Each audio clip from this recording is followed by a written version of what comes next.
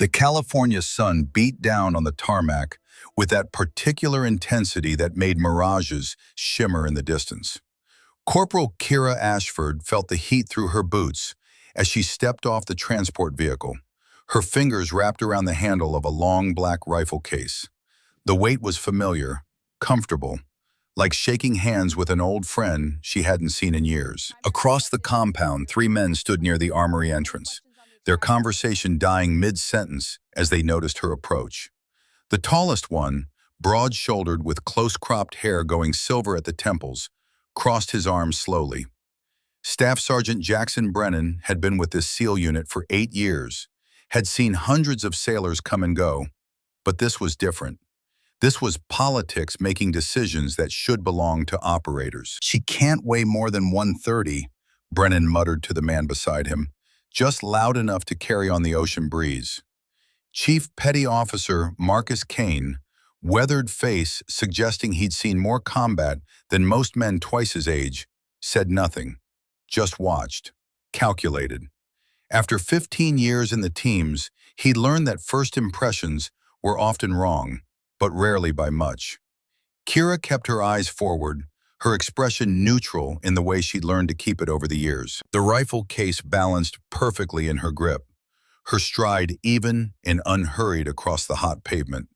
She'd heard words like these before, at basic training, at sniper school, at her last assignment. The specific phrases changed, but the sentiment remained constant, predictable as the sunrise.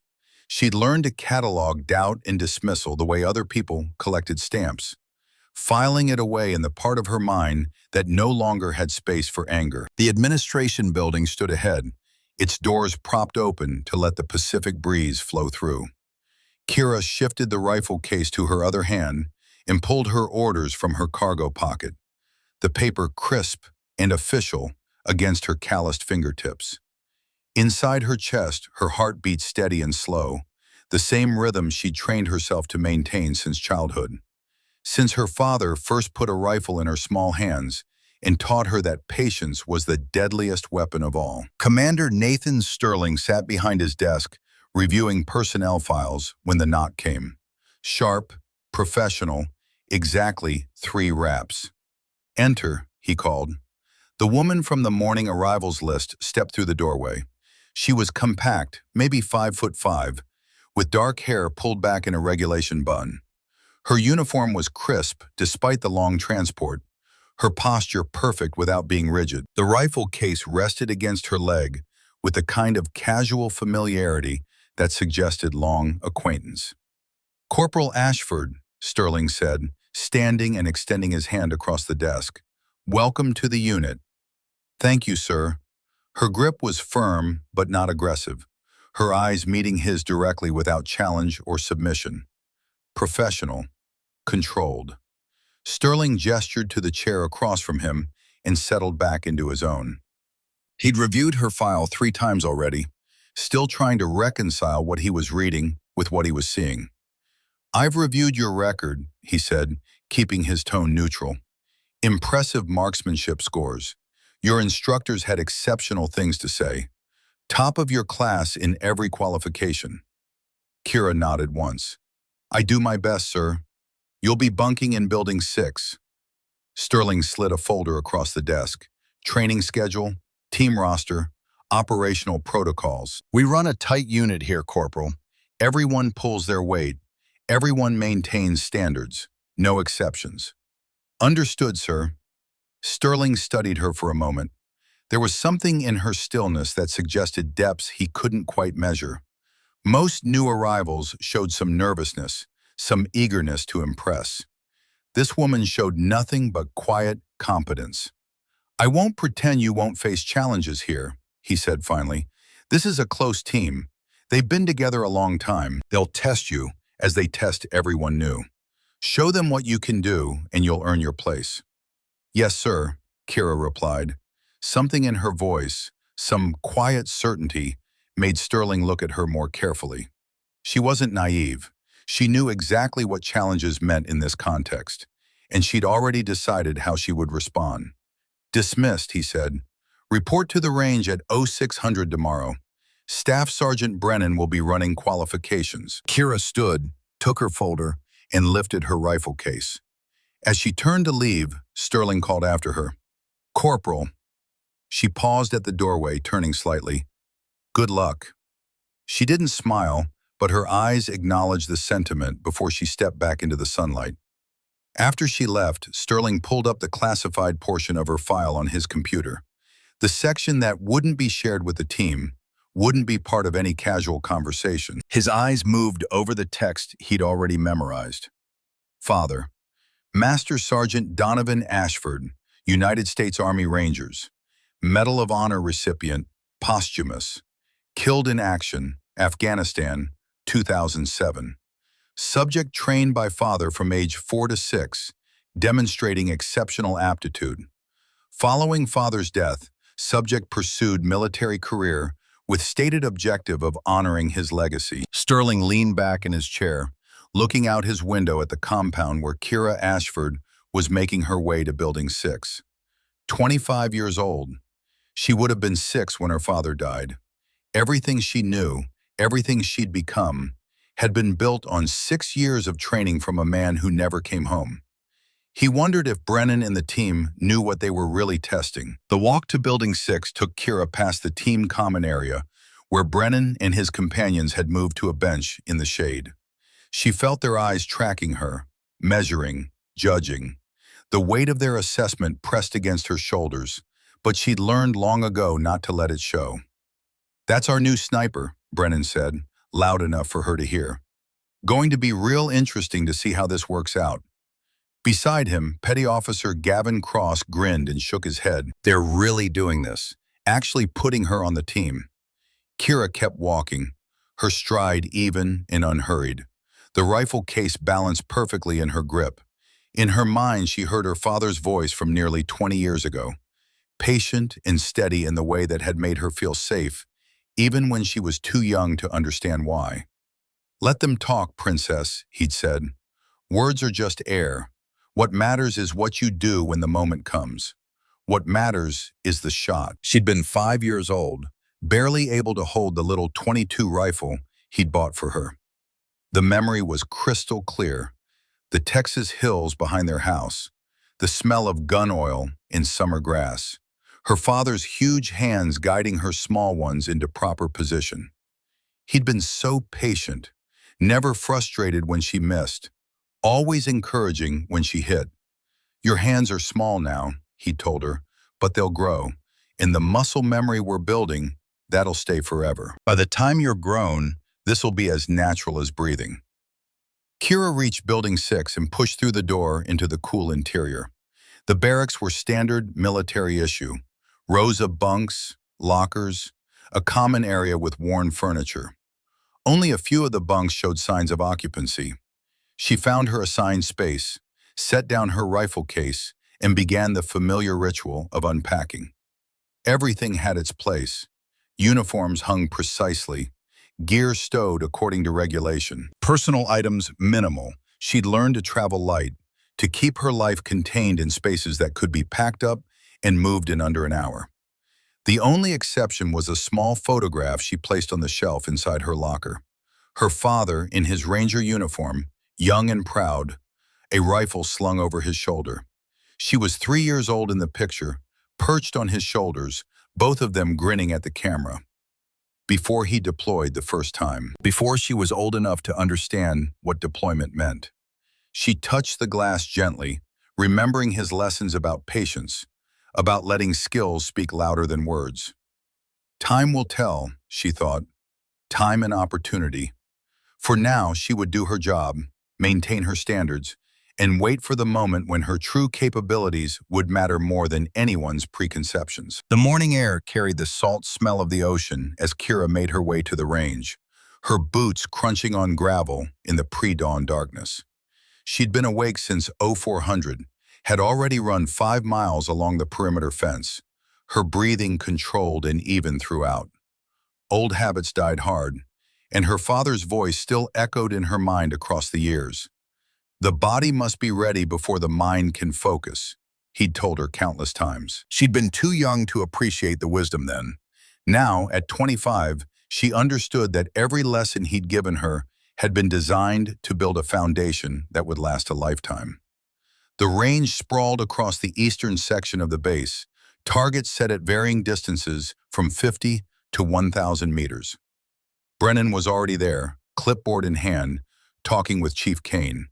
They both turned as Kira approached, and she saw the quick assessment in their eyes, looking for weakness, for hesitation, for any sign that she didn't belong. "Corporal Ashford," Brennan said, his tone flat. "You're early." "Yes, Staff Sergeant." Kira set her rifle case down on the shooting bench with practiced care. Kane nodded at her, his expression neutral and observant. "Morning, Corporal." Other team members began arriving as the sun broke the horizon, painting the sky in shades of orange and gold. Petty Officer Gavin Cross showed up with Lance Corporal Reed Hoffman, both of them laughing about something until they noticed Kira. Their conversation dropped to murmurs, and Kira caught the word diversity before they moved to the opposite end of the firing line. "All right, listen up," Brennan called out once the team had assembled. "Standard qualifications today: 50 meters prone, 100 kneeling, 200 standing, 500 prone. 5 rounds each position." Corporal Ashford goes first. Kira heard the unspoken challenge in his voice, the way he emphasized her name. She moved to the firing line without comment, opened her case, and began assembling her rifle with practiced efficiency. The weapon came together in her hands like pieces of a puzzle she'd solved 1,000 times before. Each movement was deliberate, economical, the result of countless repetitions that had burned the sequence into muscle memory. "Nice rifle," Kane commented from behind her. "Custom build?" "Yes, Chief," Kira said, not looking up from her work. "Had it configured after sniper school." The rifle was beautiful in its functionality. A Remington 700 action, custom barrel, adjustable stock fitted precisely to her dimensions. But more than that, it was familiar. The weight distribution, the trigger pull, the way it settled against her shoulder, all of it designed to be an extension of her body, her intent. Brennan watched her movements with a practiced eye, searching for hesitation or uncertainty. She loaded her magazine with smooth precision, each round seated perfectly, her fingers moving with the kind of confidence that came from endless repetition. No wasted motion, no second guessing. "Range is hot," Brennan announced. "Corporal, you may commence firing when ready." Kira dropped into prone position, her body finding the ground like water finding its level. She pressed her cheek to the stock, her breathing slowing, and fired 5 rounds in quick succession. The familiar rhythm of breath, pause, squeeze, breath, pause, squeeze. The rifle's recoil was absorbed and controlled, each shot a conversation between her and the target. Through the spotting scope, Kane saw the targets at 50 meters, showing tight groupings, all center mass. He said nothing, but his eyes narrowed slightly. "Kneeling position," Brennan called. Kira transitioned smoothly, her movements economical and controlled. 5 more rounds, 5 more impacts clustered in the kill zone. Across the range, Hoffman whispered something to Cross, and both men smirked. They'd seen good shooting before. This was just someone trying hard to make a first impression. "Standing, 200 meters, Brennan said, and there was anticipation in his voice now.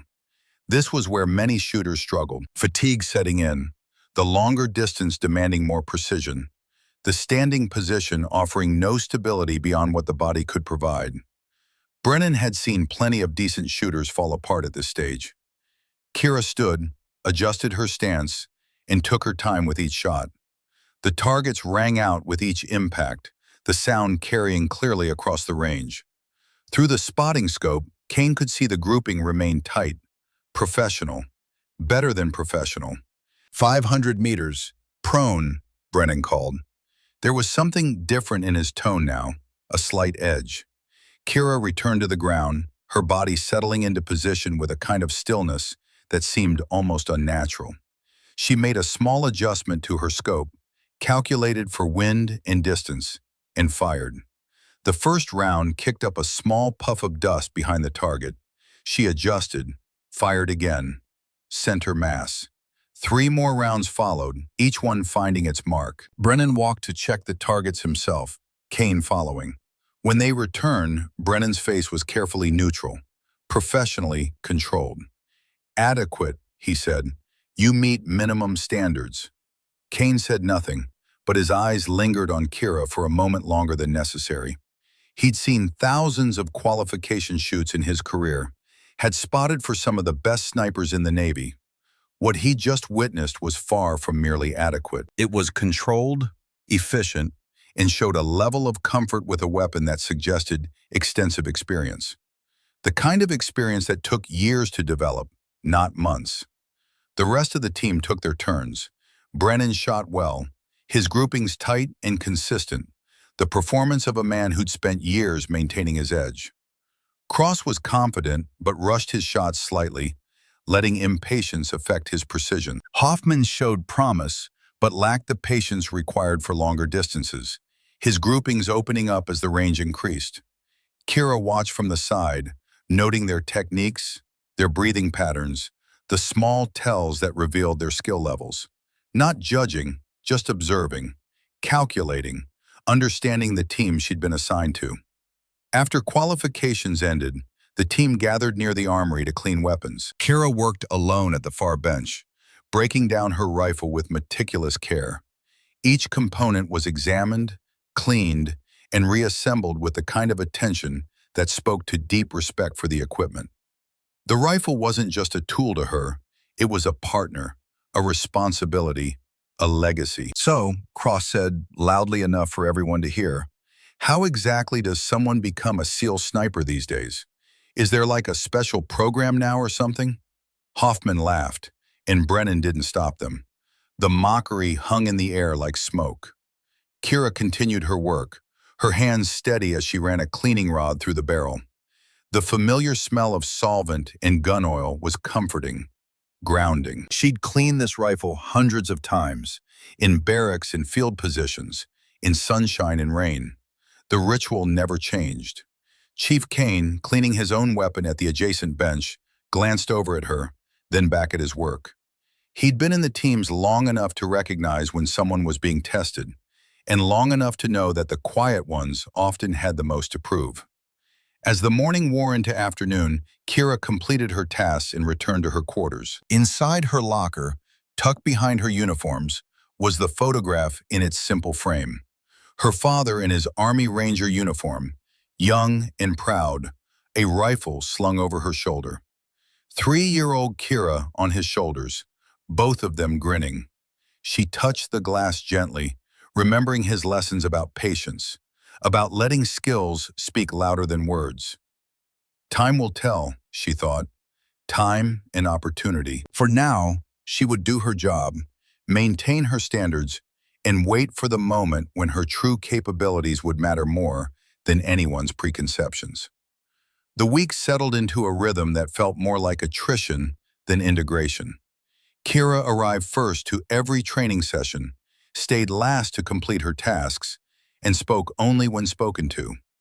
The team's skepticism had hardened into something more deliberate, more pointed. They weren't just doubting her capabilities anymore, they were actively testing her resolve. Thursday morning brought physical training, and Brennan seemed particularly interested in testing Kira's limits. The obstacle course stretched across 2 acres of unforgiving terrain, walls to scale, rope climbs, tire runs, and a final sprint that left most sailors gasping. "All right," Brennan called out as the team assembled at the starting line. "Standard course run. Corporal Ashford, you'll go first. Set the pace for everyone else." Cross grinned at Hoffman. "This should be good," he muttered. Kira stepped to the line, her expression unchanged. She'd run courses like this 100 times, knew her capabilities down to the second. The question wasn't whether she could complete it. The question was whether Brennan would accept any performance as adequate. Brennan raised his hand and dropped it. "Go." She exploded forward, her compact frame covering ground with efficient strides. The first wall came up fast, 8 feet of vertical wood, and she hit it with speed, her momentum carrying her up and over. No hesitation, no wasted energy.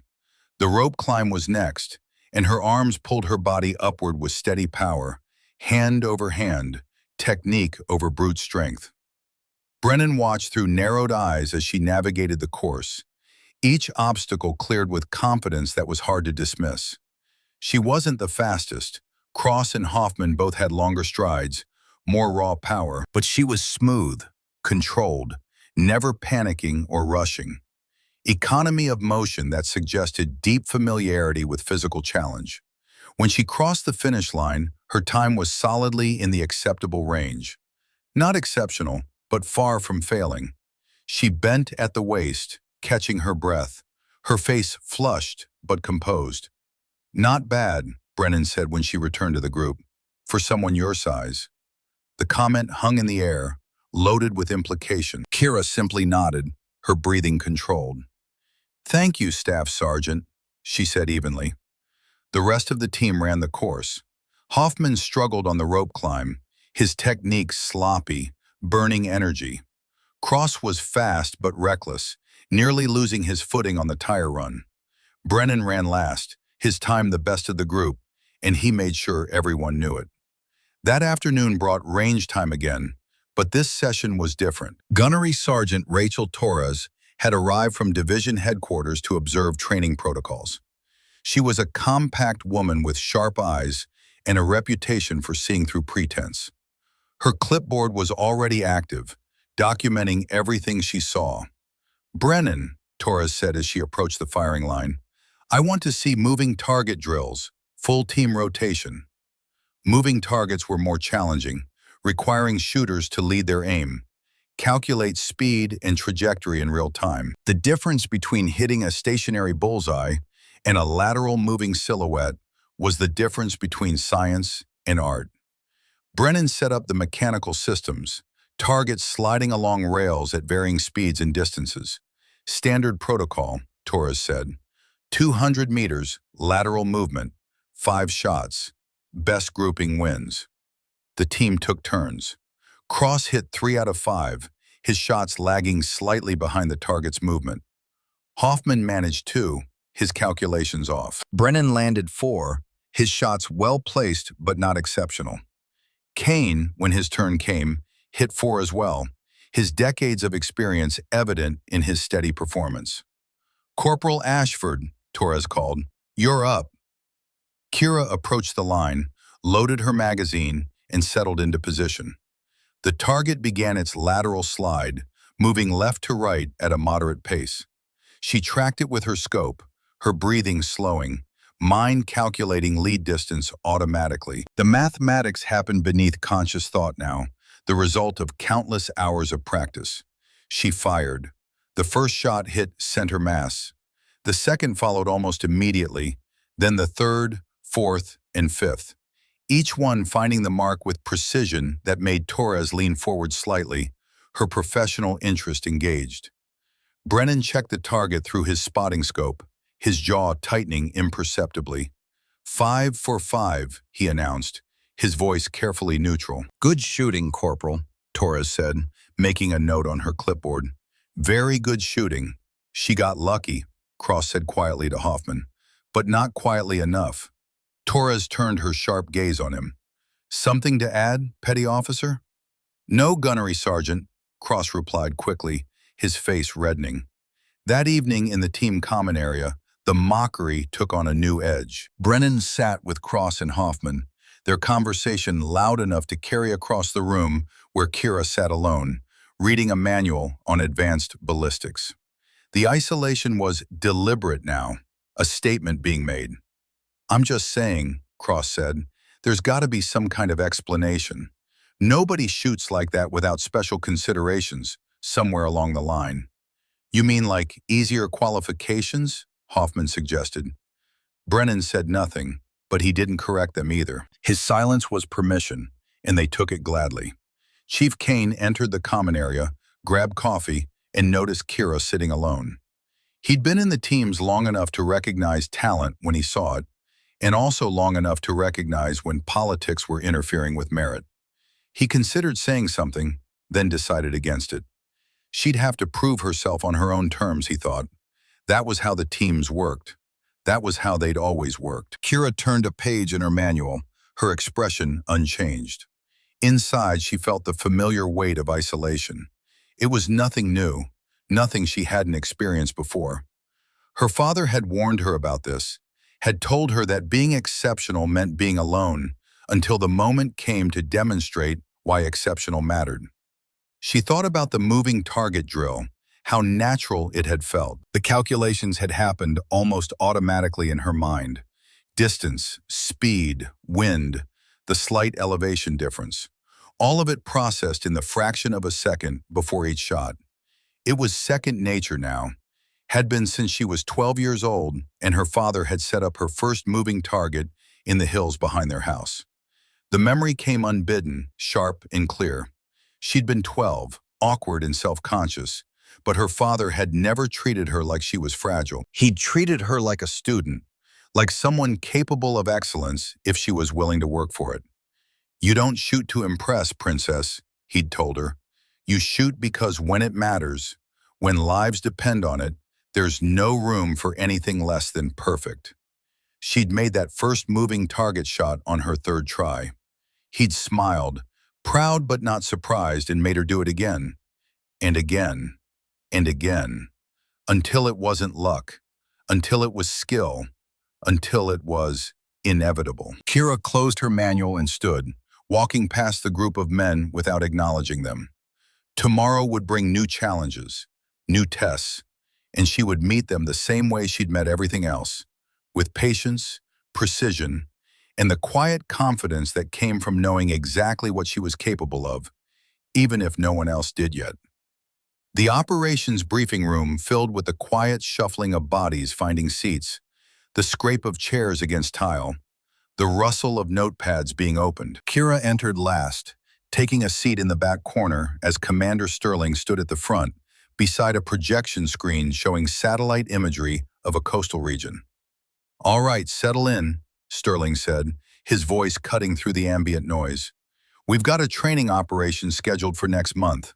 Full scenario, coordinated with Air Wing and Maritime. This is the real deal, everything but live targets." The team leaned forward, interest evident on every face. These large-scale exercises were where reputations were built, where operators proved their worth in conditions that mimicked actual combat as closely as peacetime allowed. "Brennan, you'll be running tactical command," Sterling continued. "I need your team selections by end of week. Sniper positions, assault elements, support roles. Full brief next Monday."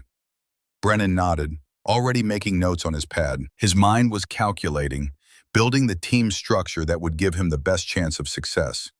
Experience mattered in exercises like this. Cohesion mattered. Trust mattered. Kira watched from the back, waiting for her assignment, for the indication of where she'd fit into the operation. But as Sterling continued detailing the exercise parameters, her name never came up. Position after position was outlined, and she remained unmentioned, invisible. After the briefing ended, Kira approached Sterling's desk as the room emptied. She waited until they were alone, maintaining her professional demeanor. "Sir," she said quietly, "where do you need me for the exercise?" Sterling looked up from his papers, and something flickered across his face. Regret, maybe, or just pragmatism doing its cold calculations.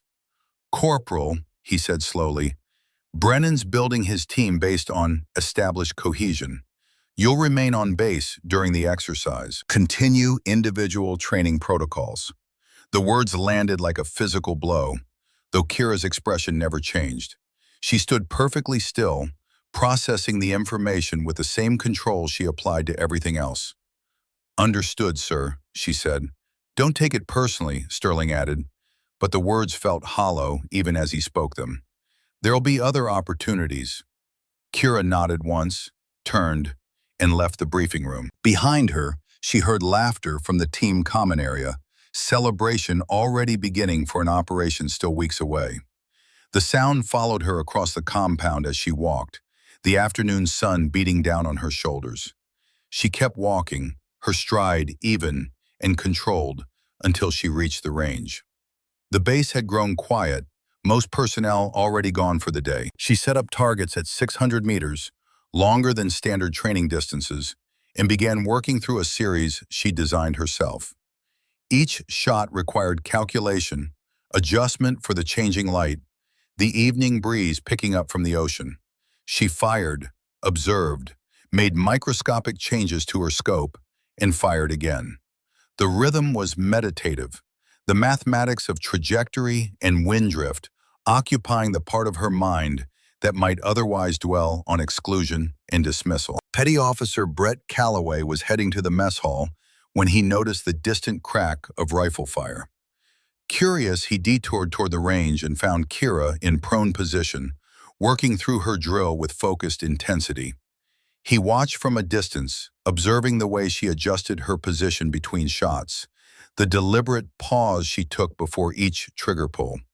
The targets at 600 meters showed tight groupings that would have impressed most shooters. Calloway had been in the teams for 5 years, had worked with snipers who'd built careers on less consistent performance. He said nothing, just watched for a few more minutes before continuing to the mess hall. But something had shifted in his assessment. This wasn't someone trying to prove a point. This was someone who already knew her worth and was simply maintaining her edge. Inside the team planning room, Brennan had spread maps across a long table, marking positions and movement patterns. Kane stood beside him, offering suggestions based on terrain analysis. Cross and Hoffman were assigned to assault positions, their excitement barely contained. "What about Ashford?" Kane asked, his tone neutral but pointed. Brennan didn't look up from his maps. "She's not ready for this level of operation," he said.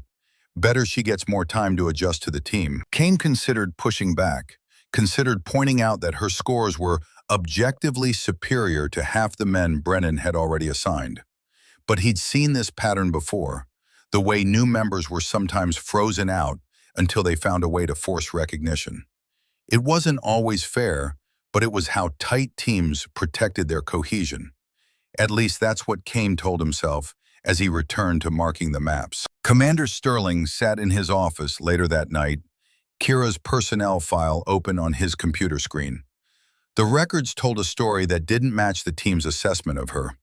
Expert marksmanship ratings across the board. Instructor comments uniformly positive. Completion of advanced courses with distinguished marks. He clicked to the classified section, reading details he'd memorized but kept returning to. Father, Master Sergeant Donovan Ashford, United States Army Rangers. Medal of Honor recipient, posthumous. Operation Enduring Freedom, 2007. Subject trained by father from age 4 to 6, demonstrating exceptional aptitude in marksmanship and tactical thinking. Following father's death, subject pursued military career with stated objective of honoring his legacy and completing training he initiated. Sterling leaned back in his chair, looking out his window toward the darkened range. A single light marked where someone was still working, and he suspected he knew who. He thought about intervening, about forcing Brennan to include her in the operation. But leadership sometimes meant letting teams work through their own dynamics. Or at least, that's what he wanted to believe. Kira fired her final round of the evening, the target ringing out in the growing darkness. She stood slowly, her body stiff from holding position for so long, and began breaking down her rifle with the same meticulous care she showed every piece of equipment. Around her, the base had settled into its nighttime rhythm. Distant voices, the sound of vehicles, the ever-present whisper of the ocean.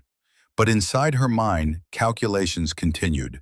Distance, wind, elevation, all the variables that turn shooting from skill into art form. Her father had taught her that the rifle was just a tool, that the real weapon was the mind behind it. Patience, he'd said, precision, and the absolute certainty that when the moment comes, you'll be ready. She packed her equipment, secured her rifle case, and walked back toward her quarters under a sky full of stars. Alone, but not lonely. Excluded, but not defeated. Somewhere in the darkness, she heard his voice one more time, patient and steady across the years. Time will tell, princess. Time and opportunity. They'll see what you can do when it matters. And when they do, there won't be any more questions. She touched the rifle case gently, feeling the worn handle under her fingers, and kept walking into the night.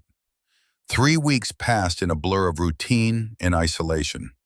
Kira maintained her training regimen while the team prepared for their exercise, their excitement building with each passing day. She ran her miles, cleaned her weapons, and studied advanced ballistics texts that most shooters never bothered to read. The exclusion had become normalized, expected, just another variable to account for in the daily calculations of military life. Then came the morning that changed everything. Commander Sterling called an emergency all-hands meeting, his expression grave as the team assembled in the briefing room. Even Kira was summoned, standing at the back while Brennan and his selected operators filled the front rows. The air crackled with tension, the kind that preceded significant announcements. Change of plans, Sterling announced without preamble. Division has modified the exercise parameters. They want to test our capabilities under more challenging conditions. We're adding a long-range precision element. Brennan straightened in his chair, his tactical mind already racing. Sir, we've already finalized the team composition. I'm aware, Sterling said, and there was an edge to his voice that made everyone pay closer attention. But this new element requires specialized skills. We need someone who can make shots at extreme distances in less than ideal conditions. This isn't standard sniper work, Brennan. This is something else. The room fell quiet. Kane glanced at Brennan, then back at Sterling, reading the subtext in the commander's tone. What kind of distances are we talking about, sir? Kane asked.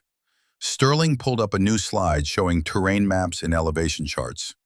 Targets at 800 to 1200 meters, he said.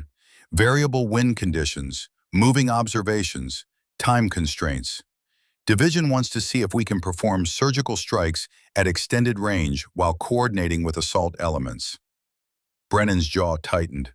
My shooters can handle it, sir. Can they? Sterling asked, and the question hung in the air like a challenge. The scoring metrics on this have changed. This isn't just about completing the exercise. This is about demonstrating capabilities that could determine future mission assignments and funding. The weight of that statement settled over the room. Future missions meant real operations, and real operations meant the difference between a unit that deployed and one that trained endlessly without purpose. Career trajectories lived or died on performance in exercises like this. Torres sent me updated performance analytics, Sterling continued, pulling up another slide. The screen filled with data, qualification scores from the past month, moving target accuracy, long-range precision, environmental adaptation. Kira's name sat at the top of every category, her scores significantly higher than the rest of the team. The numbers were undeniable, stark in their clarity. Brennan's knuckles whitened on his clipboard as the numbers settled in. Cross shifted uncomfortably in his seat. Hoffman looked down at his boots, suddenly finding the floor fascinating. Corporal Ashford, Sterling said, and Kira straightened instinctively. You're now primary sniper for the exercise. Brennan, adjust your team composition accordingly. Sir, Brennan began, but Sterling cut him off with a raised hand. This isn't a discussion, Staff Sergeant. We have 3 weeks to prepare, and I need your best people in the right positions. Is that understood? Yes, sir, Brennan said through clenched teeth. The meeting adjourned and the team filed out in uncomfortable silence. Kira remained behind as Sterling gathered his materials, waiting for whatever came next. Corporal, Sterling said without looking up, you'll meet with Gunnery Sergeant Torres tomorrow morning. She'll brief you on the specific requirements and expectations. Yes, sir, Kira replied. Sterling finally looked at her, and there was something in his expression she couldn't quite read. This is your opportunity, he said. Don't waste it. I won't, sir, Kira said, and the quiet certainty in her voice made Sterling believe her. The afternoon sun was slanting through the armory windows when Kira arrived to conduct her equipment check. The space smelled of gun oil and metal, familiar and comforting. She was methodically inspecting her scope mounts when footsteps approached. Brett Calloway leaned against the doorframe, arms crossed but posture relaxed. He'd been watching her from a distance for weeks now, had seen things the others either missed or chose to ignore. "Big change," he said. "You're in the exercise now." Kira glanced up briefly, then returned to her work. "Yes, Brennan's not happy about it," Calloway observed. "I gathered that," Kira said, her hands continuing their precise movements over the equipment. Calloway watched her for a moment, noting the way her fingers moved with practiced familiarity over every surface, checking tolerances, testing connections. "Look," he said, "I've been doing this for a while. I've seen a lot of shooters come through. You're different." Kira paused, finally looking up at him. "Different how?" "You don't shoot like someone who's trying to prove something," Calloway said. "You shoot like someone who already knows, like it's just part of who you are." Kira considered this, then returned to her equipment check. "My father was a sniper," she said quietly. "Army Rangers. He taught me before I could ride a bike." Calloway nodded slowly. "That explains some things," he said. "What happened to him?" "KIA, Afghanistan," Kira said. "I was 6. "I'm sorry," Calloway said and meant it. Kira closed her equipment case and stood. "He taught me that being good wasn't enough," she said. "That you had to be so good that when the moment came, there was no question, no doubt, just the shot." Calloway nodded. "Well, you've got your moment coming. 3 weeks." "I know," Kira replied. That evening, Brennan gathered his team in the common area. Everyone except Kira. His frustration was evident in every line of his body, in the way he paced while the others sat and watched. "This is politics," he said plainly. "Sterling is trying to make a statement." Kane, sitting in the corner, said nothing. He'd reviewed the same analytics Sterling had shown, had seen the numbers that couldn't be argued with. Kira's performance was objectively superior, but Brennan wasn't ready to accept that reality, wasn't ready to admit that his assessment had been wrong from the beginning. "We train together," Brennan continued. "We operate together. Throwing someone in at the last minute disrupts cohesion." "She's been here for a month," Kane finally said, "and her numbers are solid." Brennan turned to him. "You're defending this?" "I'm reading the data," Kane replied evenly. "If she can make those shots, we need her making them." Brennan opened his mouth to argue, but Commander Sterling appeared in the doorway. His presence was like cold water on the conversation. "Gentlemen," he said, "I expect professional conduct during this exercise. Whatever personal feelings exist, they stay here. On the field, we're one unit. Am I clear?" "Yes, sir," came the chorus of responses. Sterling left, and the room remained silent. The message had been delivered, received, and understood. The exercise would proceed as ordered, and personal opinions would be set aside, at least officially. Kira sat in her quarters, running calculations in a notebook. She'd obtained topographical maps of the exercise area and was mapping wind patterns, elevation changes, potential shooting positions. The mathematics filled page after page, variables and constants, formulas she'd learned so long ago they were second nature now. She didn't need 3 weeks to prepare. She'd been preparing her entire life for this. But 3 weeks would give her time to ensure that when the moment came, there would be no room for doubt, no space for dismissal. Just the impossible shot that would silence every question. A memory surfaced, sharp and clear. She was 6 years old, sitting on the porch of their house in Texas. Her father was cleaning his rifle, the same ritual she performed now, and she was watching with intense concentration. "Daddy," she'd asked, "why do you clean it so much? It's already clean." He'd smiled at her, patient and kind. "Because, princess, your equipment is your life. You take care of it, it takes care of you. Someday you'll understand that the difference between life and death can be a speck of dust in the wrong place." She'd nodded solemnly, not fully understanding, but trusting his wisdom, absolutely. Will you teach me everything? She'd asked. Everything you know? He'd set down his cleaning rod and looked at her with an expression she only understood years later. Pride mixed with something else. Determination, maybe, or hope. Everything I can, he'd said, for as long as I can, and then you'll take what I taught you and make it your own. You'll be better than me, baby girl. I know you will. 3 weeks later, she'd watched him deploy. 6 months after that, 2 soldiers in dress uniforms had knocked on their door. She'd known what it meant before her mother opened it, had known from the expression on their faces that her father was never coming home. Everything he'd taught her, every lesson, every patient explanation, every correction and encouragement, it had all been compressed into those 6 short years. And she'd spent the 19 years since trying to prove worthy of the foundation he'd built. Kira closed her notebook and looked at the photograph on her locker shelf. Her father smiled out at her across the years, forever young, forever proud. Tomorrow, she thought, tomorrow we start showing them what you taught me. The morning arrived with heavy clouds rolling in from the Pacific, the kind of weather that made long-range shooting exponentially more difficult. Kira stood on the ridge overlooking the exercise area, watching the wind push the clouds across the sky in irregular patterns. Perfect conditions for failure, she thought, or perfect conditions to prove something that couldn't be ignored. Torres arrived in a tactical vehicle, her expression all business as she climbed out and surveyed the terrain. "Corporal," she said, walking up beside Kira, "weather's not cooperating." "No, ma'am," Kira replied. Torres pulled out a rangefinder and began taking measurements. "Your primary position is here on this ridge," she said. "Secondary fallback is 200 meters east.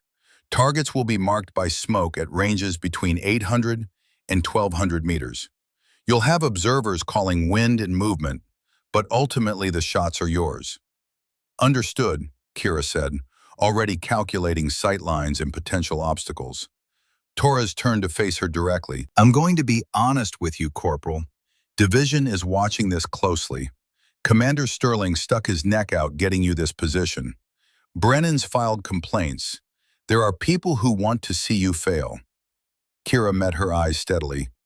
"What do you want to see, Gunnery Sergeant?" Torres allowed herself a small smile.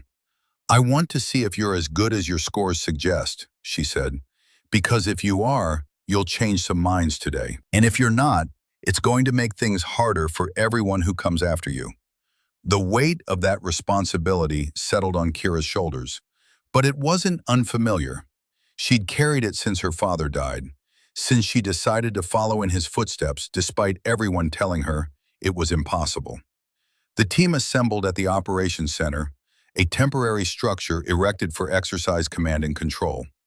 Brennan ran through the tactical plan, his voice clipped and professional. Assault elements would move on targets at designated times, coordinated with Kira's fire support. Kane would be her spotter, feeding her information on wind and target movement. Cross and Hoffman were assigned to the assault team, their faces showing barely concealed satisfaction at being in direct action roles, while Kira sat alone on a ridge.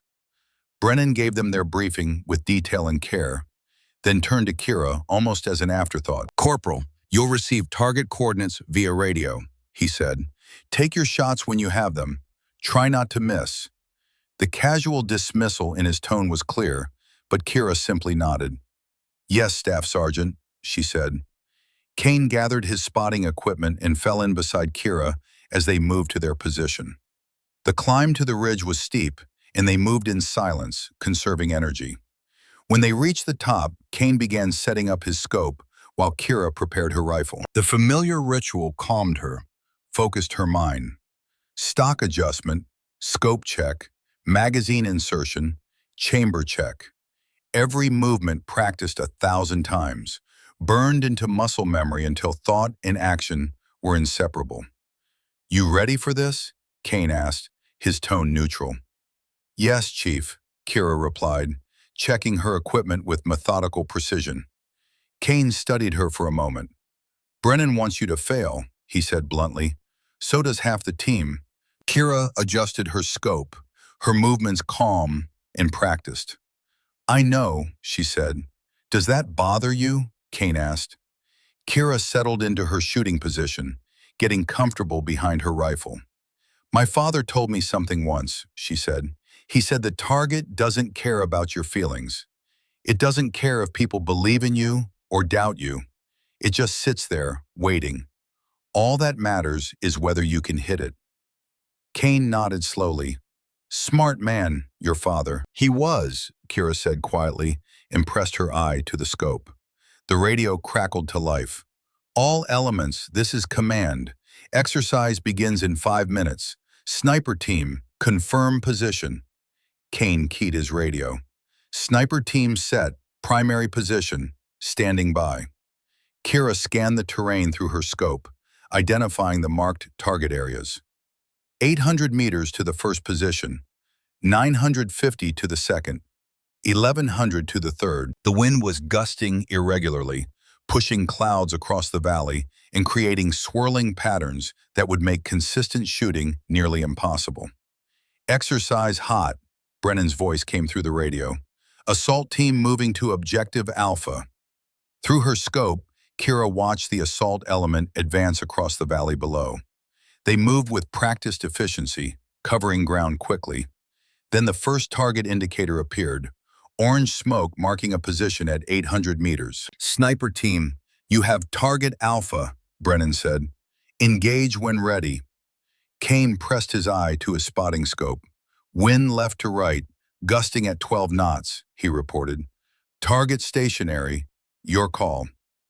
Kira's breathing slowed, her body settling into absolute stillness. She calculated wind drift, elevation difference, air density in the heavy weather.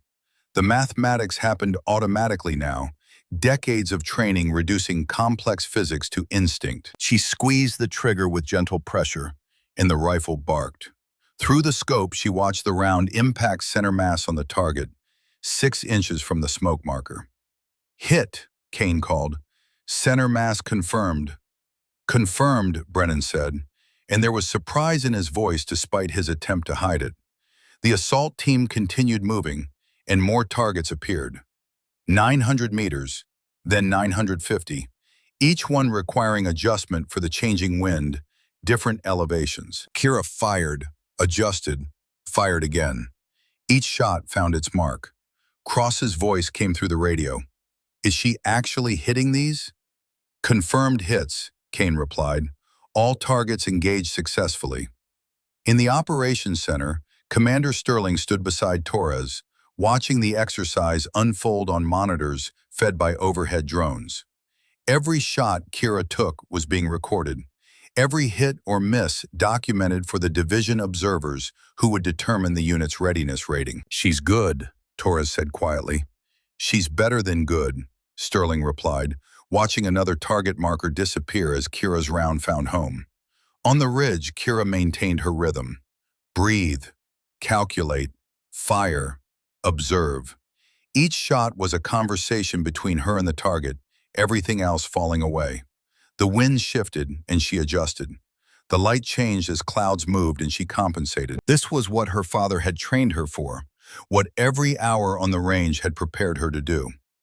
Then Brennan's voice cut through the radio with an edge of tension. Sniper team, new target at 1150 meters. Priority engagement. This is your long shot, Corporal. Kira shifted her scope to the new position, and her heart rate stayed steady even as she registered the difficulty. 1150 meters in gusting wind with changing light conditions. The kind of shot that tested the limits of equipment and shooter alike. The kind of shot that would either silence doubt or confirm it. The target sat in a valley depression, partially obscured by the shifting weather. Through her scope, Kira studied it with absolute focus.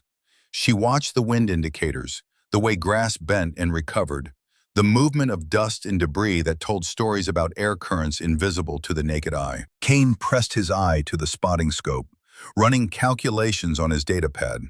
Winds all over the place, he said, gusting between 10 and 15 knots, direction changing every 30 seconds. You got maybe a 20-second window when it stabilizes.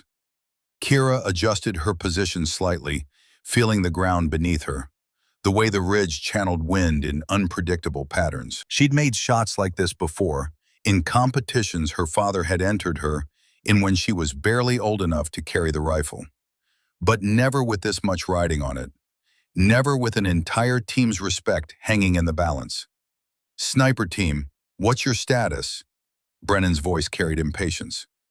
"Assessing conditions," Kane replied. "Stand by." In the operations center, Sterling watched the overhead feed showing Kira's position on the ridge. The division observers stood behind him, their expressions neutral but their clipboards active, documenting every moment. This shot would define the exercise, would determine whether their unit received high readiness marks or was relegated to extended training status. "She's taking her time," one of the observers commented. "It's a difficult shot," Torres replied. "Rushing it guarantees failure." On the ridge, Kira closed her eyes for a moment, shutting out everything except the feel of the wind on her face, the sound it made moving through the valley below. Her father had taught her this, to trust her body's ability to read conditions that instruments could only approximate. "The wind is alive, princess," he'd said. "Learn to listen to it." She opened her eyes and settled deeper into her position. The wind gusted hard, then died slightly, then gusted again. But there, in the pattern, she found a rhythm. 3 seconds of strong wind from the left, 2 seconds of relative calm, then the cycle repeated. She watched through her scope, confirming the pattern twice, 3 times. "Winds settling into a pattern," she said to Kane. "I'm taking the shot on the next calm cycle." Kane checked his instruments. "You sure? The readings are still showing high variance." "I'm sure," Kira said, her voice carrying absolute certainty. Brennan's voice crackled through the radio again. "Sniper team, we need that target engaged. Assault element is exposed, waiting for your fire support." "Copy that," Kane replied. "Shooter is ready." Kira waited, watching the grass bend, watching the dust swirl. The wind gusted hard and she let it pass. Then the calm came, that brief moment when nature held its breath. She squeezed the trigger with the same gentle pressure she'd learned 20 years ago, the same motion that had become as natural as breathing. The rifle's report echoed across the valley, and time seemed to slow as the round traveled downrange. 1,150 meters was a long conversation between bullet and distance. Long enough for doubt to creep in, for second-guessing to take root. But Kira felt none of that. She knew, with the certainty that came from perfect execution, that the shot was true. "Hit," Kane called, his voice rising slightly with surprise. "Direct, center mass." There was a beat of silence on the radio, too long, too telling. "Confirmed," Brennan finally said. "Good shot." In the operations center, one of the division observers let out a low whistle. "That was exceptional," he said to Sterling. "Environmental conditions alone made that a 5% probability shot." Sterling allowed himself a small smile. "Corporal Ashford is full of surprises," he said. The exercise continued, and Kira engaged 6 more targets over the next 2 hours. Each shot successful, despite deteriorating weather conditions. The clouds had dropped lower, visibility decreasing, wind becoming more erratic. Conditions that would have forced most shooters to call off operations entirely. Cross's voice came through the radio as the assault team secured their final objective. "I'll be damned," he said. "She's hitting everything." Hoffman's response was quieter, harder to make out. "Maybe we underestimated her." On the ridge, Kira maintained her focus, but she'd heard the exchange. Kane had heard it too, and he glanced at her with something approaching respect. "You're making believers out of them," he said. Kira adjusted her scope for the next target. "That's all any of us can do," she replied, chambering another round. The final phase of the exercise involved moving targets. Mechanical systems designed to simulate enemy personnel repositioning under fire. Standard protocol called for a 30% hit rate on moving targets at extreme range. Anything above 50% was considered exceptional. "Sniper team, Multiple mobile targets entering engagement zone, Brennan called. Engage at discretion. Kira tracked the first target through her scope, calculating speed and trajectory. The mathematics were more complex now, requiring her to predict not just where the target was, but where it would be when the bullet arrived after 2.5 seconds of flight time. She led the target, accounting for its speed and the wind drift, and fired. Hit, Kane called. Over the next 15 minutes, she engaged 12 moving targets. 11 found their mark. The single miss came when the wind gusted unexpectedly just as she fired, pushing the round 6 inches wide. Still close enough to be recorded as a near miss, but Kira felt it like a personal failure. Outstanding performance, Torres said through the radio, her voice carrying genuine admiration. Exercise complete. All teams returned to base. The assault element cheered, their voices carrying across the radio. Brennan was silent, and Kira imagined she could hear the gears turning in his mind, recalculating assumptions he'd held for weeks. Kane began packing up his spotting equipment. That was something special, he said. I've been doing this for 15 years, worked with shooters from every branch. What you just did in these conditions, that's world class. Kira disassembled her rifle with the same careful attention she always showed. Thank you, Chief, she said. They made their way down from the ridge as rain finally began to fall, light at first, then heavier. By the time they reached the operations center, the valley was obscured by sheets of gray water, and Kira's uniform was soaked through. Torres met them at the entrance, a rare smile on her face. Division observers want to see you, she said to Kira. Commander Sterling, too. This is going to be interesting. Kira followed Torres inside, water dripping from her gear, her rifle case slung over her shoulder.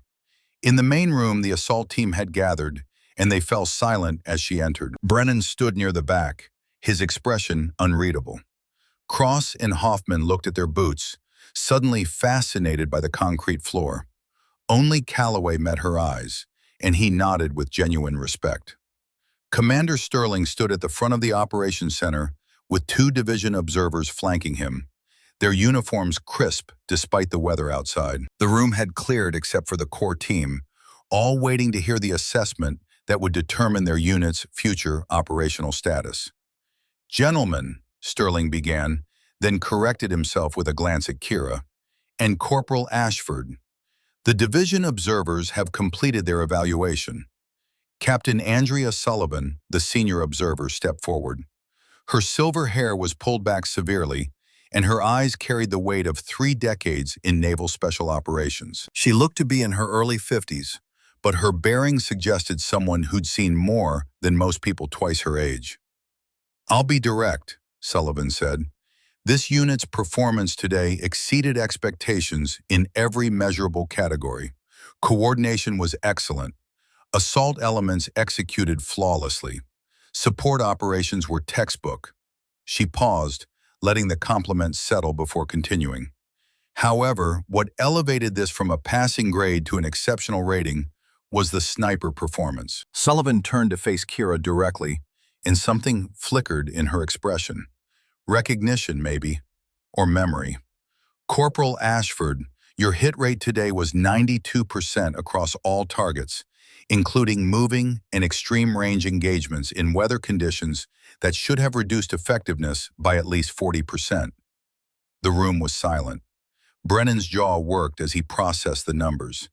Kane nodded slowly, having witnessed every shot himself. Calloway allowed himself a slight smile. The 1150-meter shot, Sullivan continued, has been reviewed by our technical team. Given wind variance, elevation differential, and target profile, our computers calculated a 7% probability of success. You made it look routine. Kira stood at attention, her face carefully neutral. Thank you, ma'am, she said. Sullivan's expression shifted, became more personal. There's something else, Corporal. Something not in the official report. She glanced at Sterling, who nodded permission to continue. Your father was Master Sergeant Donovan Ashford, Army Rangers. It wasn't a question, but Kira answered anyway. Yes, ma'am. Operation Enduring Freedom, 2006. I was a lieutenant then, forward observer attached to a ranger unit. We got pinned down in a valley, 12 of us, enemy positions on 3 sides. Sullivan's voice grew quieter, the professional veneer cracking slightly. Your father made a shot that day, 1,180 meters, took out the machine gun nest that had us trapped, saved 17 of us. Kira felt something catch in her chest but maintained her composure. I didn't know about that mission, ma'am. He wouldn't have told you, Sullivan said. That's who he was. But afterward, when we got back to base, I asked him about the shot, how he calculated it, how he knew he could make it. And he told me something I've never forgotten. The room was absolutely still, everyone listening now. He said, Sullivan continued, that he wasn't the best shot in the world. He said his daughter was going to be better than him, that he was training someone who would make shots he could only dream about. She paused. I see now he was right. Kira's carefully maintained control wavered for just a moment, emotion breaking through. Thank you for telling me that, ma'am, she said, her voice slightly rougher. Sullivan nodded, then returned to her official bearing. Commander Sterling, your unit receives high readiness status. You're cleared for deployment consideration on future operations. She glanced at her notes. I'm also recommending that Corporal Ashford be evaluated for Advanced Marksmanship Instructor Certification. Skills of this caliber should be shared with the broader community. Sterling nodded, allowing himself a broader smile now. Excellent news, Captain. Thank you. As the observers departed, the tension in the room shifted. Brennan stood near the wall, his arms crossed, his expression conflicted. The data was undeniable now, the performance recorded and verified. Everything he'd assumed about Kira had been proven wrong in the most public way possible. Corporal Ashford, Sterling said, you're dismissed. Excellent work today. Kira saluted and left the operations center, stepping back into the rain. Behind her, she heard Sterling begin speaking to the team, but his words were lost to the sound of water drumming on metal roofing. She walked across the compound toward her quarters, her rifle case protected under her jacket, rain soaking through her uniform. Halfway there, footsteps splashed behind her. She turned to find Calloway jogging to catch up. Hey, he called, hold up. Kira stopped, waiting as he reached her, rain running down both their faces.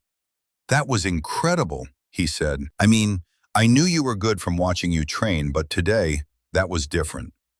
Kira replied, the same line she'd given Kane before. Calloway shook his head. No, it was more than that. That 1150 shot, Kane said you called the wind pattern when his instruments were showing chaos. How'd you know? Kira considered the question, remembering her father's lessons in the Texas hills. Learning to read nature's rhythms before she could read books. Experience, she said finally, lots of practice. Your father, Calloway said. He taught you all this. Kira nodded. From the time I was 6 until he deployed for the last time. Every weekend, every summer, every spare moment. He said if I was going to do this, I needed to be better than good. I needed to be undeniable. Well, Calloway said, you're definitely that now. They stood in the rain for a moment longer before Calloway spoke again. Brennan's struggling with this, he said. His whole worldview just got challenged. Give him time. Kira looked toward the operations center, where lights still burned. I don't need his approval, she said. I just need to do my job. Fair enough, Calloway said. But for what it's worth, you changed some minds today, mine included. I thought I knew what elite shooting looked like. You showed me I didn't. After Calloway left, Kira continued to her quarters, stripped off her wet uniform, and sat on her bunk in the quiet. The adrenaline from the exercise was fading, leaving behind the familiar hollow feeling that followed vindication. She'd proven herself, silenced the doubters, demonstrated capabilities that couldn't be dismissed. But she knew from experience that one performance, however exceptional, wouldn't erase weeks of skepticism and dismissal. Trust built slowly in teams like this. She'd just taken the first real step. The question was whether Brennan and the others would let that step lead somewhere, or whether they'd find new reasons to maintain their distance. That evening, the team gathered in the common area for the traditional post-exercise debrief. These sessions were usually relaxed affairs, operators sharing stories and critiquing their own performance with the honesty that came from mutual respect. Kira almost didn't go, but Kane had specifically asked her to attend. When she entered, conversation didn't stop entirely, but it shifted. Hoffman glanced at her and nodded. Cross actually made space at one of the tables. Brennan sat in his usual corner, nursing coffee and reviewing notes. But his posture was different. Less defensive, maybe, or just recalculating. "All right," Kane said, calling the room to attention. "Let's talk about today. What worked, what didn't, what we need to improve." The debrief proceeded normally, each element discussing their performance. The assault team had executed well with only minor timing issues. Communications had been solid throughout. Support coordination had been seamless. Then Kane turned to Kira. "Corporal," he said, "talk us through your process. How did you maintain that hit rate in those conditions?" Kira stood, feeling every eye in the room on her. She'd never been comfortable with public speaking, preferred to let her work speak for itself. But technical discussion was different. That was just sharing information. "I mapped wind patterns before engaging," she said, "found the rhythm in what looked like chaos. Each target required individual calculation based on real-time conditions, not preset data." "The 1150 shot," Hoffman asked, genuine curiosity in his voice. "Kane said you called it when the instruments showed it was impossible." Kira nodded. "Instruments measure averages," she said, "but wind moves in patterns. If you can find the pattern, you can find the window. My father taught me to trust what I felt as much as what I measured." "Your father was a ranger," Kane said. "He trained you for this." "Since I was 6, Kira confirmed. He believed that excellence required dedication that started early and never stopped. Every weekend on the range, every summer studying ballistics. By the time I was 12, I was competing in national championships." Brennan looked up from his notes, something shifting in his expression. "National championships?" he asked. "3 gold medals," Kira said quietly. "Junior division precision rifle. Then 2 more in the open division before I enlisted." The room absorbed this information. Cross exchanged glances with Hoffman. Kane nodded slowly, pieces clicking into place for him. This wasn't someone who'd gotten lucky today. This was someone who'd been training for this moment for 2 decades. Brennan set down his coffee and stood, walking to the front of the room where Kira stood. The entire team watched, the confrontation that had been building since her arrival finally coming to its resolution. Brennan stood before her, and the silence stretched until it became uncomfortable. His face was unreadable, years of operational discipline masking whatever internal struggle was happening behind his eyes. Then he spoke, and his voice carried clearly through the room. "Kira," he said, using her first name for the first time, "I owe you an apology. I made assumptions based on nothing but prejudice. I dismissed your capabilities without giving you a fair chance to demonstrate them. That was wrong." Kira met his gaze steadily. She'd imagined this moment in various forms over the past weeks, had rehearsed responses in her mind. But now that it was here, she found the anger she'd expected to feel was absent, replaced by something closer to understanding. "Thank you, Staff Sergeant," she said simply. Brennan continued, seeming to need to say more. "I've been in the teams for a long time. I've seen what I thought was the standard, and I let that standard become a limitation instead of a baseline. What you did today challenged everything I thought I knew about what was possible in those conditions." Kane spoke from his seat near the back. "She made the rest of us look like we were playing checkers while she was playing chess," he said. "Different level entirely." Cross cleared his throat, clearly uncomfortable. "I said some things," he began, then stopped and started again. "I said some things that were out of line. About how you got here, about special programs. That was ignorant. I'm sorry." Hoffman nodded in agreement. We all were, he added. You earned this. We just didn't want to see it. Kira looked around the room at faces that had shown her nothing but skepticism and dismissal for weeks.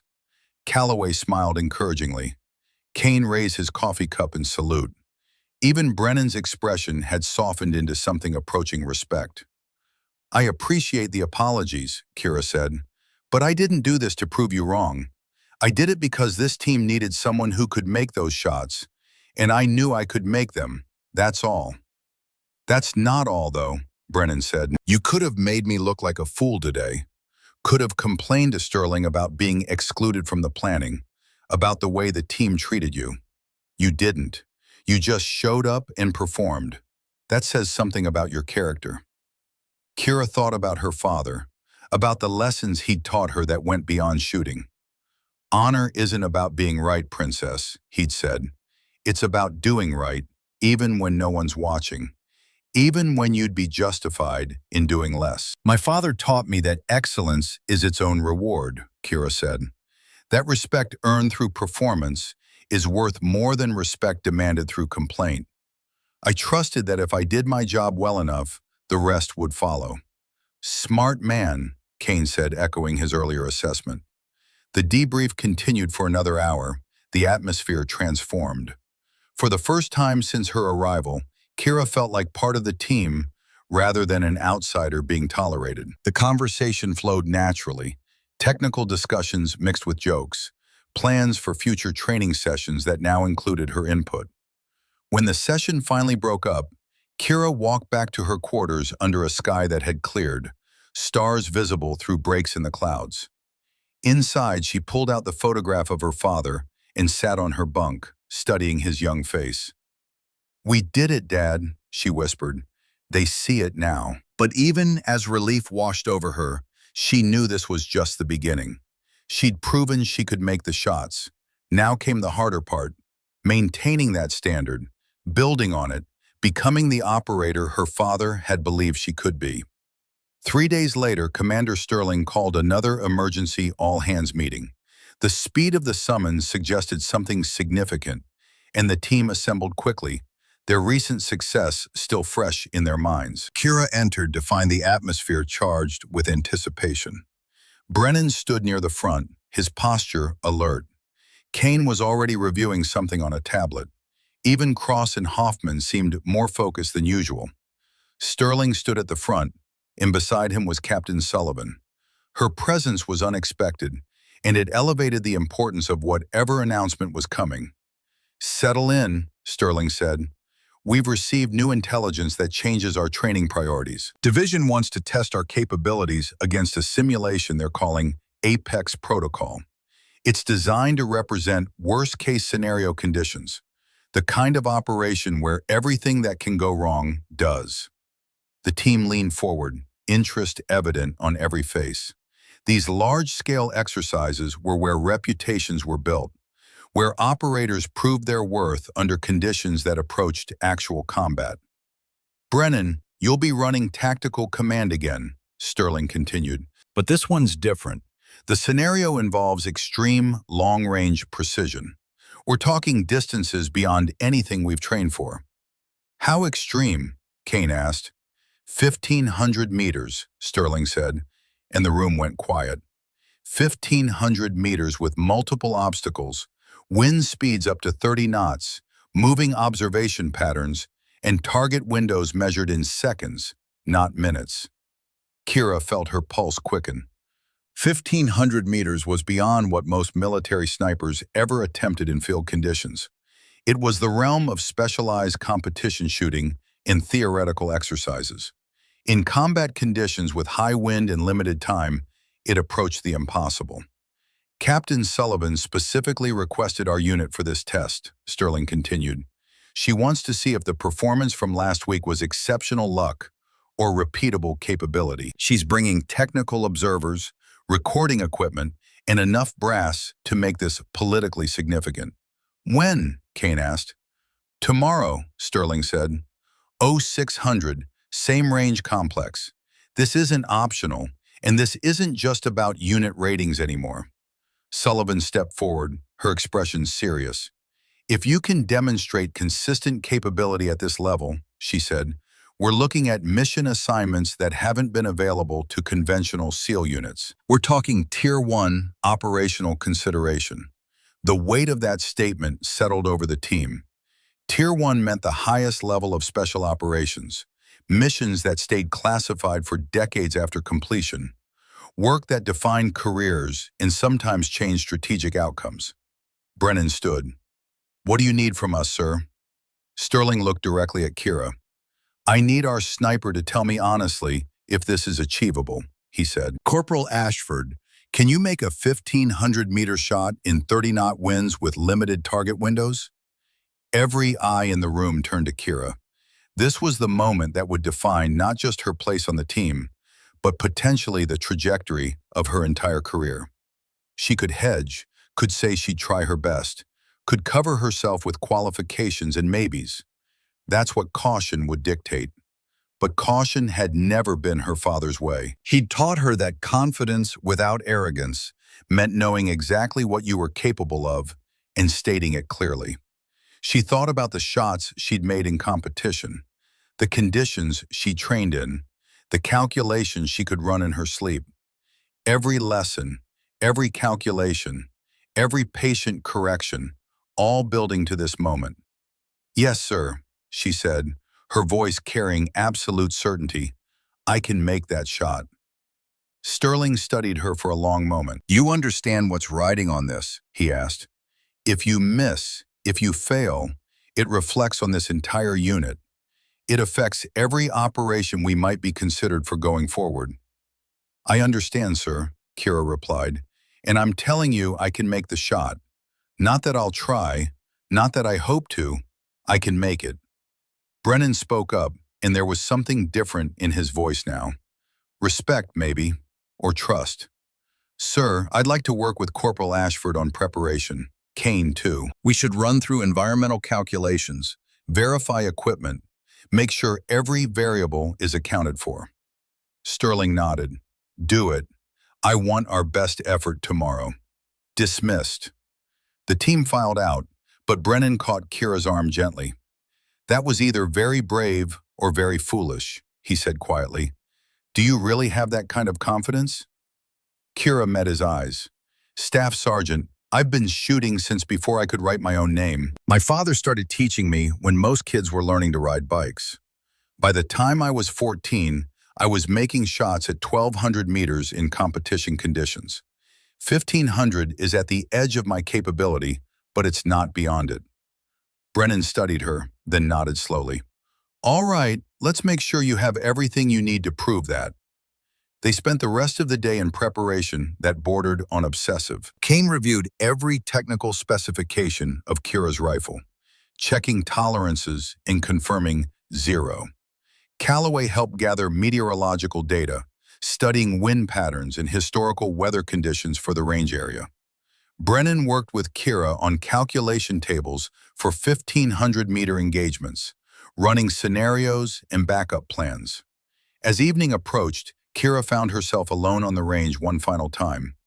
The sun was setting, painting the sky in shades of orange and purple. She set up a target at 1,200 meters, as far as the range allowed, and worked through a series of shots. Each one required absolute focus, perfect technique. The distance was unforgiving of even the smallest error. She fired 10 rounds, and 8 found their mark. The 2 misses bothered her more than they should have, but she understood why. Tomorrow there would be no room for error. Tomorrow, everything she'd worked for, everything her father had taught her, would be tested at a level she'd never faced before. A memory surfaced, sharp and painful. She was 6 years old, the night before her father deployed for the last time. He'd tucked her into bed, and she'd been crying, not wanting him to go. "I have to go away for a while, Princess," he'd said gently, "but I want you to promise me something." "Don't go, Daddy," she'd sobbed. He'd held her close, and she could still feel the strength of his arms, the steadiness of his heartbeat. "When you're older," he'd said, "someone will ask you to do something that scares you, something that seems impossible. When that happens, I need you to know that impossible is just a word people use before someone proves them wrong. You'll be that someone. Promise me you'll try." "I promise, Daddy," she'd whispered. He'd kissed her forehead. "That's my girl. Now get some sleep. I'll see you soon." But he never came home. And she'd spent 19 years keeping that promise, pushing herself to be better, stronger, more capable. Tomorrow, she would find out if it had been enough. Kira packed up her equipment as darkness fell, secured her rifle, and walked back to her quarters. Inside, she sat on her bunk and pulled out the photograph one more time. Her father smiled at her across the years, forever young, forever believing in her. "Tomorrow, Dad," she whispered, "for both of us. I'll make the shot, I promise." She set the photo back on the shelf and lay down, trying to sleep. But her mind kept running calculations, kept seeing the trajectory of a bullet traveling 1,500 meters through wind and weather, kept hearing her father's voice, patient and steady. "Impossible is just a word, Princess, just a word." The morning arrived with clouds so low they seemed to brush the ridgeline. Kira stood at her position, watching gray curtains of rain sweep across the valley in waves. 30-knot winds, the meteorological report had said, gusting to 35.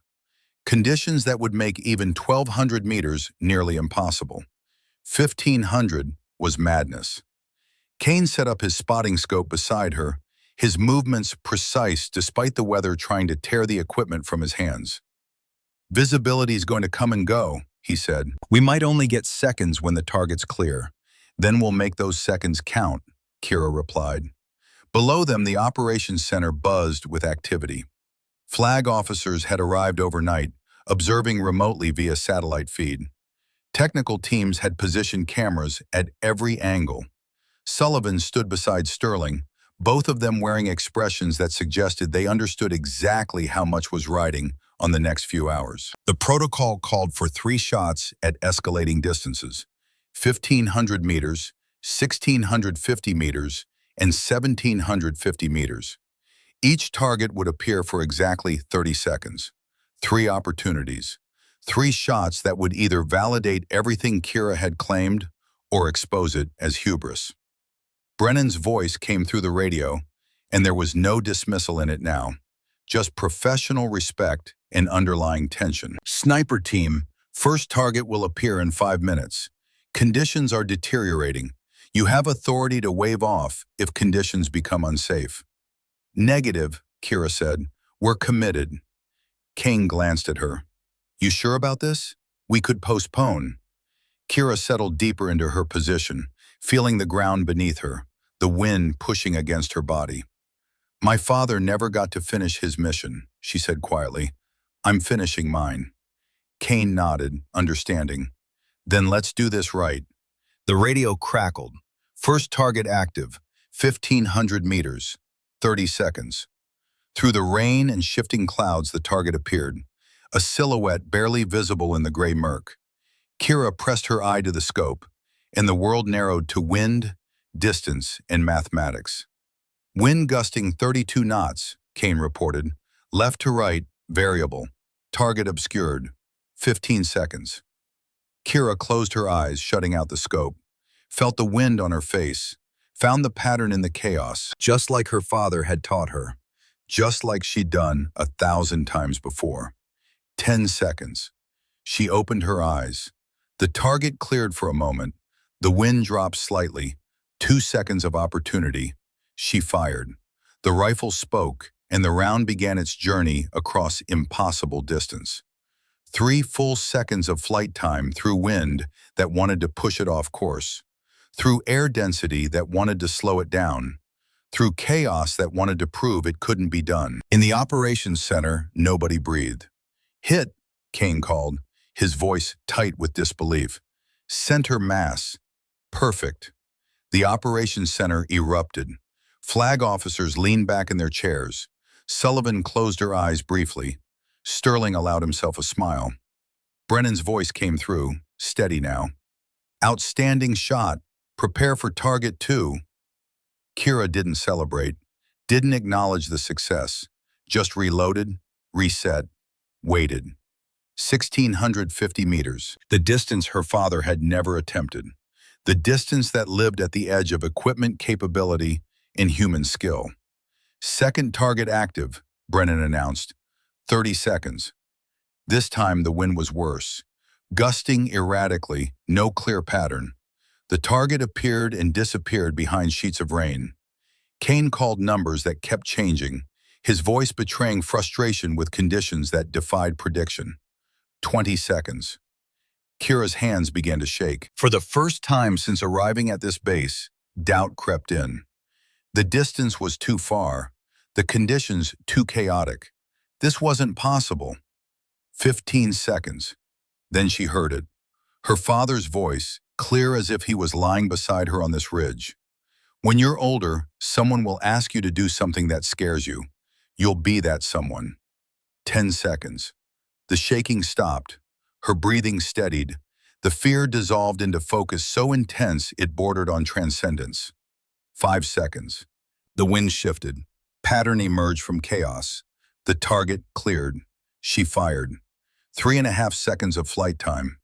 The longest conversation between bullet and distance she'd ever attempted. Hit, Kane whispered. Dead center. How did you? He stopped himself. Some questions didn't have answers that made sense. In the operations center, one of the flag officers stood. That's impossible, he said. Sullivan turned to him. No, sir, that's excellence. Prepare for final target, Brennan said. 1,750 meters. This is the one nobody's ever made. Kira broke position briefly, stretched her fingers, looked at Kane. Whatever happens, she said, thank you for believing. Kane met her eyes. I'm not thanking you yet. Make this shot first. Kira settled back into position. 1,750 meters. Beyond the theoretical maximum effective range of her rifle. Beyond what physics suggested was possible. But her father had taught her that possible was just mathematics, and mathematics could be solved. Final target active, Brennan announced. 30 seconds. The wind hit 40 knots, sustained.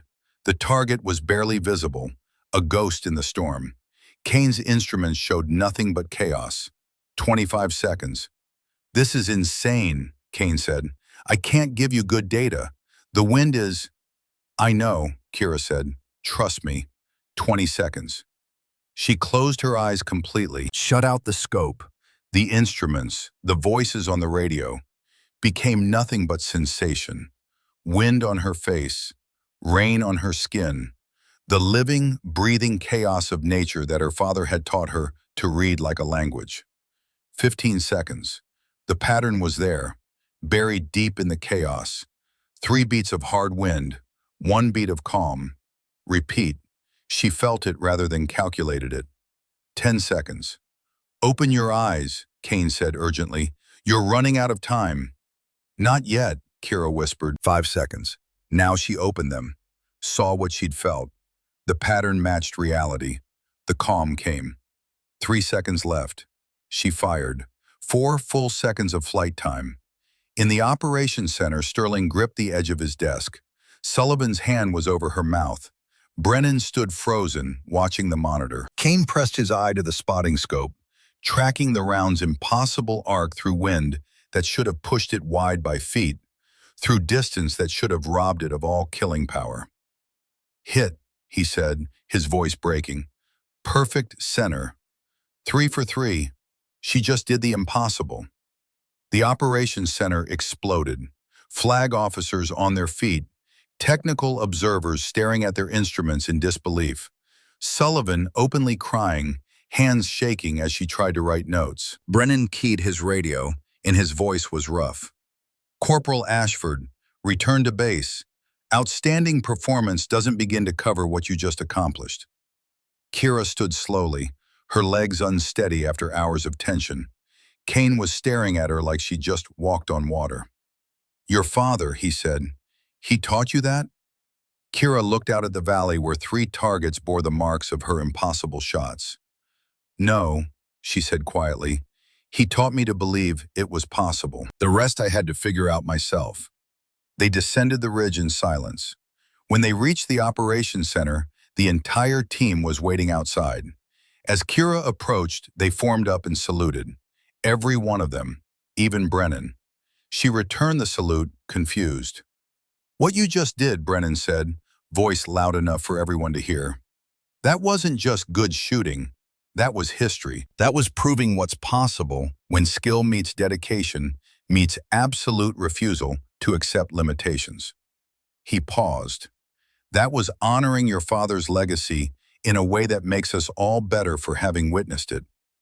The team remained at attention until Kira dropped her salute. Then Calloway started clapping. Others joined. Within seconds, the entire compound was applauding. Inside the operations center, Sullivan waited with Sterling. When Kira entered, Sullivan stood and extended her hand. "Your father was right," Sullivan said. "You are better than he ever was, and I'm going to make sure everyone knows it." She handed Kira a folder. Inside were orders. CIA Special Activities Division. JSOC Tier 1 consideration. 3 different elite units requesting her transfer. "These are yours if you want them," Sullivan said. "You've earned the right to choose." Kira looked at the orders. Everything her father had been offered and turned down. Everything she'd worked toward for 19 years. The apex of military achievement. "Can I think about it?" she asked. Sterling looked surprised. "You want to think about turning down Tier 1 operations?" Kira glanced out the window at the team gathered outside. Saw Brennan talking with Kane, both of them animated. Saw Cross and Hoffman, their earlier mockery replaced by genuine respect. Saw Calloway, who'd believed in her before it was easy. "I need to see something first," she said. Sullivan nodded. "Take your time. Those offers won't expire." That evening, Kira sat in Sterling's office, her father's full personnel file spread before her on the desk. Sterling had given her access to everything. The classified sections, the records that explained 19 years of questions. Offer 1, Delta Force Selection, 2003. Declined.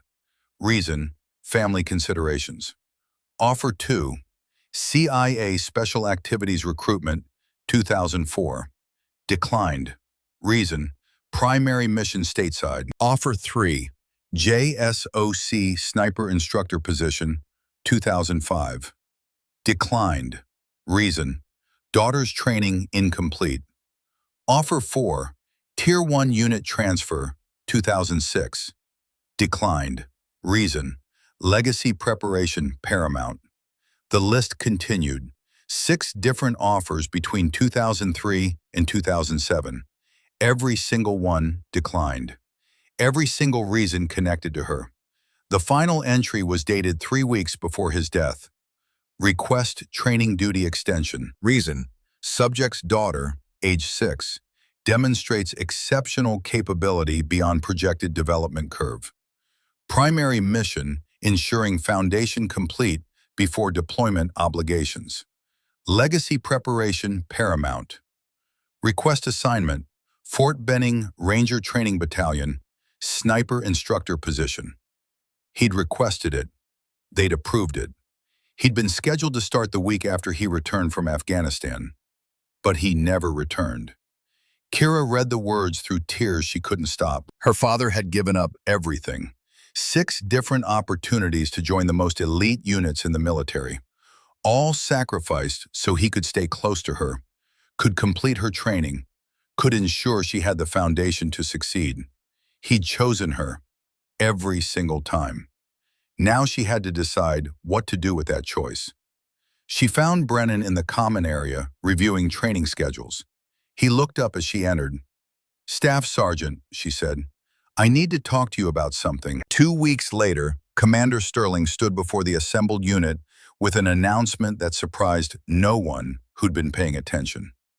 "Division has approved a new training program," Sterling said. "Advanced marksmanship and tactical shooting. It'll be open to personnel from multiple SEAL teams and eventually to other special operations units." He paused, looking directly at Kira. "Corporal Ashford has agreed to lead the program. She'll be promoted to sergeant and will serve as chief instructor. The program begins next month. The team applauded. Kane grinned. Calloway whistled. Even Brennan smiled. Afterwards, Sullivan found Kira on the range, where she was testing curriculum for the new program. "You turned down Tier 1, Sullivan said. "Your father's dream. Why?" Kira looked out at the targets, thinking about everything that had led to this moment. "He didn't dream of me joining Tier 1, she said. "He dreamed of me becoming someone who could pass on what he taught me, someone who could multiply excellence instead of just demonstrating it." Sullivan was quiet for a moment. "He turned down 6 offers to stay with you. And I'm turning down 3 offers to stay with them," Kira said, gesturing toward the team. "He taught me that the most important mission isn't always the most glamorous one." She paused. "I can do more good here, training the next generation, than I could ever do on some classified operation nobody will ever hear about." Sullivan nodded slowly. "Your father would be proud. Not of the shots, though those were historic, but of this choice." She handed Kira a small box. "This came for you, from General Thornton." Inside was her father's rifle, the actual rifle he'd carried in Afghanistan, the rifle that had made the 1,180-meter shot that saved Sullivan's life. It was worn, the stock showing years of use, the metal carrying the patina of hard service. A note was attached. "Kira, your father asked me to hold this until you were ready. He said, when she makes the shot I couldn't make, when she chooses teaching over glory, she'll understand. You made that shot. You made that choice. This is yours now. Not to use, it belongs in history, but to remember what excellence with purpose looks like. The offer stands when you're ready. But something tells me you're exactly where you need to be." Bull. Kira held the rifle gently, reverently. It was heavier than hers, larger. She could see where his hands had gripped the stock, where his cheek had pressed against the rest during countless shots. She set it carefully in a display case she'd prepared in the training room. Beside it, she placed the photograph of her father and her at age 3. 2 legacies, side by side. 6 months later, the Advanced Marksmanship program was running at full capacity. 30 students from 5 different SEAL teams. The waiting list was 6 months long. Kira walked the firing line, watching her students work through drills she'd designed. Gavin Cross made a 1,100-meter shot, his technique transformed. Reed Hoffman called wind patterns like he'd been doing it his whole life. Even Brennan, who'd insisted on going through the course despite his rank, was shooting better than he had in years. "Sergeant Ashford," a voice called from the observation area. Kira turned to see a young woman, maybe 23, standing with her gear bag. Fresh from sniper school, the nervousness evident in her rigid posture. "Sergeant Ashford? I'm Corporal Sarah Mitchell. I'm here for the advanced program." She hesitated. "I heard you made the Apex protocol shots. I heard—" She stopped, unsure. "You heard what?" Kira asked gently. "That you're the best there is," Sarah said quietly. Kira thought about her father, about Sullivan, about every person who'd helped her along the way, about Brennan's apology and Kane's respect, and the team that had become family. "I'm not the best there is," Kira said, "but I can teach you what the best taught me." "What's your name again?" "Sarah Mitchell, ma'am. My father was—" "Army?" Kira guessed. "Ranger? Sniper?" Sarah's eyes widened. "How did you know?" "Because that's usually how this works," Kira said with a small smile. "Come on, let's see what you can do." She led Sarah to the range, positioned her behind a rifle, and began teaching the same way her father had taught her. Patient, precise, building foundations that would last a lifetime. As the afternoon wore on, Kira glanced over at the display case.